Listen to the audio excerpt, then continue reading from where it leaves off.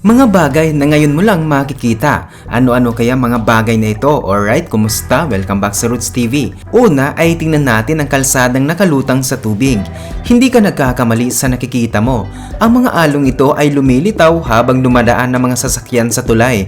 Ano kaya ang itsura nito sa rush hour? Wala, dahil hindi ito kalsada. Isa itong pedestrian bridge sa Inche, China na kayang tahakin ng 10,000 katao ng sabay-sabay. Napaka-espesyal ng pakiramdam habang naglalakad dito dahil para kang lumulutang sa tubig. At narito rin ang kakaibang isla. Parang eksena sa pelikulang Castaway na parang lalabas bigla si Tom Hanks kasama si Wilson sa likod ng puno. Pero hindi, walang tao sa islang ito. Sa halip, isang buong pamilya ng makukulit na spider monkeys ang nakatira rito. Mukhang paraiso ng mga unggoy, pero huwag magpaninlang. Tinatawag itong Monkey Alcatraz na hango sa sikat na kulungan sa mundo. Bakit? Dahil hindi kusang naninirahan dito ang mga unggoy. Ginagawa itong isang tourist attraction at masasabi nating epektibo ito. At narito rin ang lakas ng karagatan. Alam mo ba kung ano ang bagay na ito?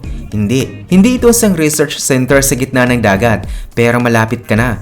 Ang nakikita mo ay isang istasyon na nagko-convert ng enerhiya ng alon para maging kuryente. Napaka-eco-friendly at autonomo nito. Halimbawa, tuwing may bagyo sa dagat, ang anggulo sa pagitan ng dalawang bahagi ng struktura ay bumababa. Pinapababa nito ang presyon sa struktura upang hindi ito masira. At sa buong panahong ito, patuloy pa rin itong lumilikha ng malinis na enerhiya. Ang galing, hindi ba? At narito rin ang sasakyang mani. Marami na tayong nakitang kakaibang sasakyan, pero malamang ay hindi pa ganito. Ano ito? Isang pamilya ng ardilya na maglalakbay sa Wild West?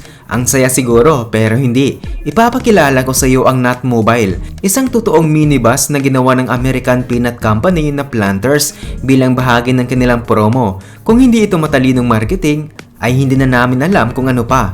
May mascot pa sila. Isang malaking mani na nakabihis tulad ng isang British gentleman noong 19th century. Sino ba naman ang hindi mapapabili ng mani nila pagkatapos nito? At narito rin ang Instagram Paradise.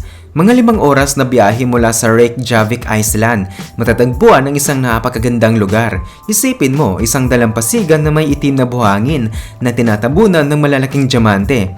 Tunog parang panaginip, di ba? Pero medyo parang nasosobrahan na. Hindi talaga ito mamahaling bato, kundi mga tipak ng yelo mula sa isang malaking glacier. Tinangay ito ng agos ng ilog, kaya taon-taon ay nagbabago ang tanawin. Hinahampas ito ng malalakas na alon na nagbibigay dito ng malalambot at natatanging hugis. Kaya hindi na nakapagtataka kung bakit ang Diamond Beach ay paboritong destinasyon ng mga photographer at vloggers. At narito rin ang Lego Hotel. Paalala, kung isa kang arkitekto, ay baka gusto mong laktawan ang bahaging ito. Baka masyadong nakakagulat para sa'yo. Tingnan mo ang hotel na ito. Ang Beauty Crown Luxury Hotel sa timog ng China. Siyempre, ang kagandahan ay depende sa paningin ng tumitingin. Pero aminado tayo na hindi natin lubos maunawaan ang kakaibang disenyo ng hotel na ito. Mukha itong higanting pixel trees sa gitna ng isang napakagandang tanawin. Ikaw, gusto mo bang tumira sa ganitong hotel? At narito rin ang matinding gamutan. Mukhang may dapat bang alisin sa taong ito sa ginagawa niya? Bakit para wala namang nagulat sa paligid niya? Tama, nasa China tayo. At normal lang ito dito. Kung hindi mo pa nakuha, ipapaliwanag ko. Ang kakaibang swing na ito ay pinaniniwala ang may kakayahang magpagaling. Ginagamit ito ng mga Chino para ayusin ang kanilang mga kalamnan. Ayon sa mga paniniwala rito, ligtas ang paraang ito. Pero kung baguhan ka, ay baka mas mabuting huwag mo na lang subukan. At narito rin ang kakaibang vandalism. Aminin mo, isa ka ba sa mga taong mahilig idikit ang chewing gum kung saan-saan? Kung oo, ay tigilan mo na yan at pumunta ka na lang sa Seattle. May isang buong pader doon kung saan pwede kang magdikit ng bubble gum ng paulit-ulit. Minsan kailangang linisin ito pero mahigit 30 taon na itong nandiyan. Pero dapat ay alam natin ang kalinisan. Baka hindi na kasing daling idikit ang mga bubble gum mo tulad ng dati. Kaya siguraduhin may gloves ka. At narito rin ang malawakang paglipol.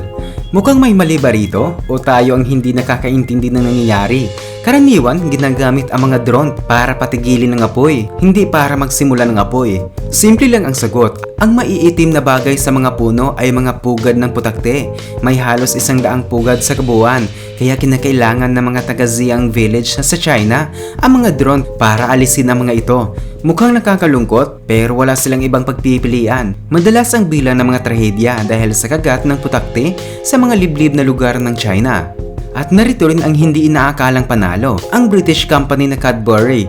Oo, ang gumagawa ng paborito mong Oreo ay may taunang patimpalak sa US para sa pinaka-cute na Easter Bunny. Pero teka, hindi lang ito para sa mga koneho.